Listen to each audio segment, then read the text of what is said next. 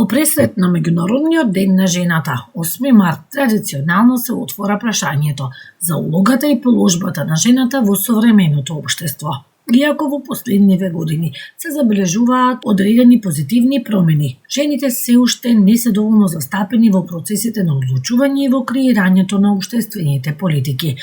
Ова е мислењето на невладиниот сектор, од каде што велат дека напредок има, но дека рамноправноста се уште не е достигната. Потребни се многу повеќе системски решенија за вистинска еднаквост.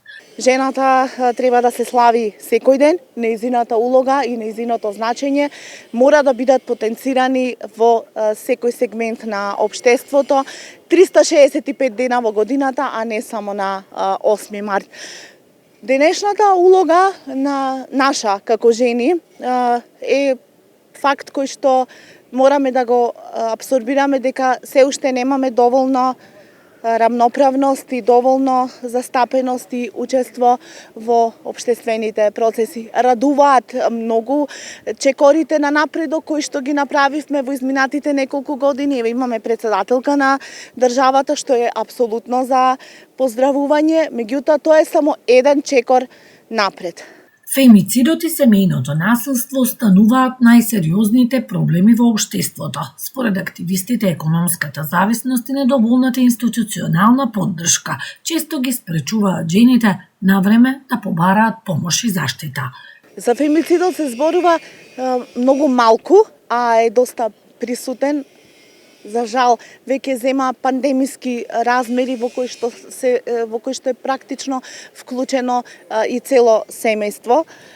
Се уште живееме во систем на патриархат, каде што жената е во најголем дел финансиски, економски и социјално зависна од мажот. И затоа доаѓа до сите овие случувања. Како да ги поттикнеме жените? Ќе ги поттикнеме жените со тоа што економски ќе ги охрабриме, со тоа што економски ќе ги зајакнеме. Од граѓанскиот сектор потенцираат дека покрај институционалната поддршка важна е меѓусебната солидарност меѓу жените, како и развивањето на женското предприемништво и лидерство во општеството. Поречиси 1 месец ограничувања, укината е забраната за користење на водата од градскиот водовод во Струга, откако последните анализи покажаа дека водата е безбедна и ги исполнува пропишаните стандарди за квалитет. Според информациите од надлежните институции, неколку дневните континуирани лабораториски анализи покажаа дека матноста на водата е во дозволените граници, што беше и главниот услов за укинување на претходно воведената забрана. Забраната беше воведена поради зголемена матност на водата од изворот Шум на 9 февруари, пошто граѓаните подолг период не можеа да ја користат водата од градскиот водовод, ниту за пиење, ниту за подготовка за храна. Во меѓувреме локалните власти и надлежните служби обезбедуваа вода за пиење или преку изворите од Заграчани и Долна Белица, но имаше и цистерни кои што беа поставени на повеќе локации во градот. Од надлежните институции информираат дека состојбата со водоснабдувањето е стабилизирана и дека водата повторно може да се користи за сите потреби на домаќинствата. Сепак се најавува дека и во наредниот период ќе продолжат редовните контроли и анализи на квалитетот на водата со цел да се обезбеди сигурно и безбедно водоснабдување за граѓаните. Проблемот со водата во Струга предизвика голем интерес во јавноста, особено поради тоа што рестрикциите траја речиси 1 месец, што создаде потешкоти и за домаќинствата и за бизнис секторот во градот. Со укинувањето на забраната, граѓаните конечно повторно можат нормално да ја користат водата од градскиот водовод. Два значајни проекти за водоснабдувањето на Струга и заштитата на Охридското езеро се во фаза на реализација. Градоначалникот на Струга Менди Ќура заедно со министерот за животна средина Мухамед Хоџа реализираа теренска посета за да извршат увид во работите за изградба на модерен водоводен систем, инвестиција вредна 90 милиони денари, со која се врши замена на старите азбестни цевки со безбедни и современи материјали. Овој проект ќе обезбеди постабилно водоснабдување, намалување на загубите загубите и подобар квалитет на водата за граѓаните на Струга. Во моментов се реализирани над 50% од проектот, а работите од првата фаза се очекува да завршат пред почетокот на летната сезона. Воедно работите на колекторскиот систем Радош-Калишта продолжуваат според предвидената динамика. Ова представува значајна инвестиција за заштита на Охридското езеро и одржлив развој на регионот. Во тек се и активности за изградба на пат со пешачка патека во должина од околу 1,5 километри, како и за подобрување на патната врска до автокампот АС со должина од 900 метри. Инвестиции што ќе придонесат за подобрување на сообраќајната поврзаност и полесен пристап до овој дел од градот со значителен туристички потенцијал. Овие проекти се дел од поширок пакет инфраструктурни инвестиции што се реализираат преку програмите на Министерството за транспорт, преку кои за општина Струга се обезбедени повеќе од 5 милиони евра за реализација на 4 значајни инфраструктурни зафати. Дејанчо Трајанов Чеде, еден од најдобрите пица мајстори во Македонија, продолжува да нижи успеси на меѓународни надпревари. Во изминатите 4 месеци тој учествуваше на шампионати во Бугарија, Србија, Италија и Хрватска и освои 8 медали. Последниот надпревар Гастро Куп Капуто во Загреб, на кој се надпреваруваа 40 на пица мајстори, представуваше предквалификација за светскиот Капуто Куп кој ќе се одржи во Наполи. На овој надпревар или предквалификација во Хрватска, во Загреб, освоив трето место во категорија пица наполетана ACTG, која е една од најтешките категории воопшто во секое надпреварување во пицата. Со оглед на условите што ги имав, тестото го правев рачно, резултатот сум презадоволен. Во тоа ми помогна и моето семејство во поддршката на која бескрајно сум благодарен и за разбирањето и за моето отсуство. Меѓународните надпревари се организирани од големите производители на брашна во соработка со врвни италијански школи за обука на пица мајстори. Тежината зависи од составот на судиите, вели Чеде, што поголем број судии од Италија, толку поквалитетен надпревар. Веќе и на надпреварите на Балканот, каде тој редовно е на врвот, до 80% од судиите се италијани, но полека ги освојува и надпреварите во татковината на пицата. Па можам да се пофалам дека сме доста успешни на надпреварите во Италија. На многу надпревари сме меѓу првите од 10 до 20. Тука сме во тој дел. Ни недостасува финансиска поддршка, ни недостасува. Кај нас не можеш да најдеш многу квалитетни артикли кои се потребни за изработка на например една наполетана традиционална или модерна наполетана ACTG.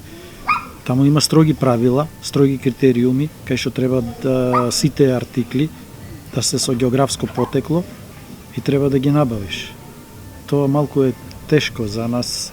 За наполетана STG задолжителни се традиционални состојки како морска сол, екстра девствено маслиново масло, моцарела ди буфала и домати Сан Марцано од регионот Кампана, објаснува Чеде, потенцирајќи дека тука нема место за импровизации, додека пак во категоријата пица класика на надпреварите може да се експериментира, но тука пресуден е вкусот на судијата.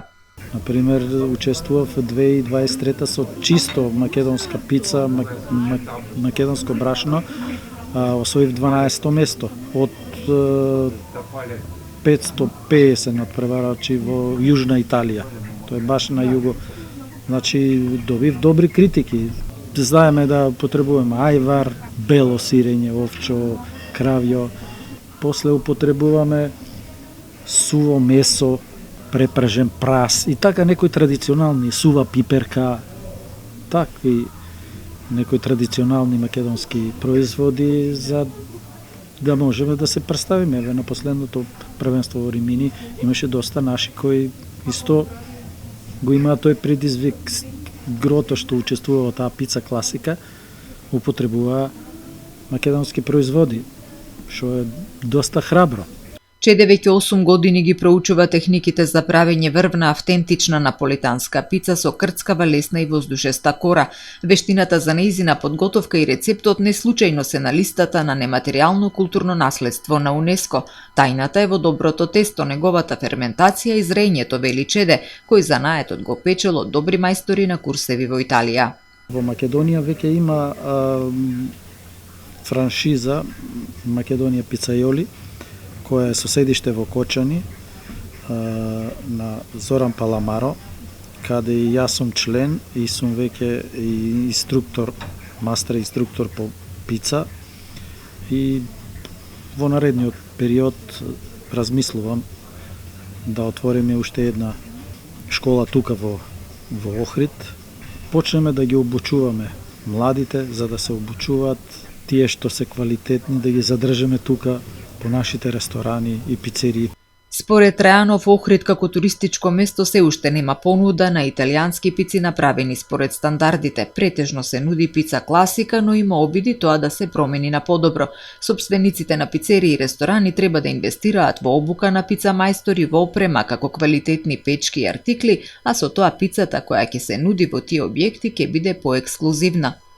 Има неколку пицерии кои веќе почнуваат да прават модерна наполетана или контемпоранија, ама понудата е многу мала. А пицата во Охрид е од некое друго време. Од некое друго време пица класика, не викам дека е лоша пица, ти таа е добра пица што обстанува долго време на овој простор. Проблемот е многу во артиклите. Дејанчо Трајанов Чеде порачува до младите да вложуваат во свое усовршување, вели дека учеството на надпревари носи финансиски товар, но бенефитите се големи за еден пица мајстор кој добива искуство и повисок рейтинг на пазарот. Тој упати благодарност до Куба Либре Бич енд Бар за поддршката, каде изминативе месеци се подготвуваше за настапот на надпреварите, заедно со својот асистент Јован Гиновски, студент по гастрономија на ФТО Охрид. Следен предизвик за Чеде е учество на Пица World Cup во Рим кон крајот на септември годинава. Со културна манифестација "Создадена да создава" ќе биде одбележан 8 март во Охрид. Настанот е во организација на Општина Охрид, Национална установа Охридско лето, Женски центар Бисера и Фотоклуб Охрид. Програмата започнува утре на 7 март со изложба на фотографии "Жени во фокусот" на младата охриѓанка Нина Ангеловска во 17:30 часот во Арт тераса. Пошто следува врачување на фотографии на 12 жени во фокусот, како и концерт со Кате Танева и Ѓорги Ѓорчев од 18 часот. Во 18 часот и 30 минути во галеријата на Центарот за култура Григор Парличев ќе биде отворена изложба на жени сликарки од Женски центар Бисера, а од 19 часот во Арт тераса ќе биде отворена изложбата на Фотоклуб Охрид, насловена "Жени зад објективот". Програмата ќе биде заокружена со концерт во црквата Света Софија на гитаристот Дејан Милевски со почеток од 20 часот.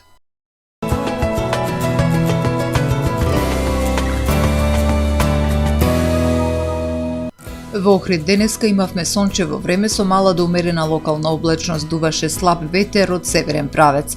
Дневната температура се искачи до 13 степени. Утре во Охрид времето ќе биде сончево со мала до умерена локална облачност, ќе дува слаб до умерен ветер од југоисточен правец. Минималната температура од 1 степен, а максималната дневна ќе се искачи до 14 степени. Температурите во Македонија утре во интервал од -2 до максимални 17 степени. Во сабота ќе преовладува претежно сончево време, во недела и понеделник претпладне ќе преовладува променливо облачно и малку посвежо време со слаби локални врнежи од дожд. Од вторник следува период на стабилно време со услови за појава на утринска магла по котлините. Дневните температури ќе бидат во благ пораст.